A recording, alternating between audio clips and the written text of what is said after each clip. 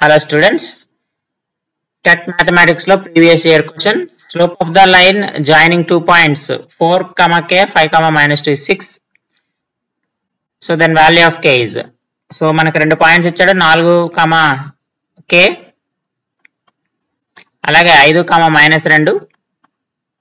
ఈ రెండు బిందువులు గుండా పోయే రేఖ యొక్క వాలు 6 అయితే k విలువ ఎంత అంటున్నాడు. అయితే మనకి స్లోప్ ఆఫ్ ద లైన్ కి ఫార్ములా కావాలి.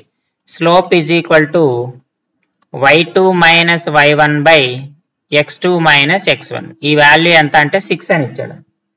సో ఇందులో y2 minus y1 x2 minus x1 substitute చేద్దాం. సో ఇది x1 y1 x2 y2.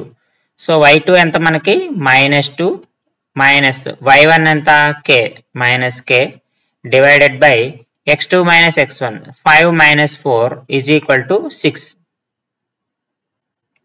So that implies 5 minus 4 ante 1. So -2 minus k is equal to 6.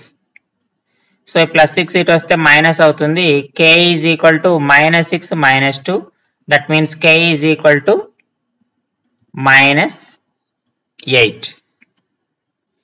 So ikkada manaki ichina options lo ekkada undamma option 2 is the correct answer.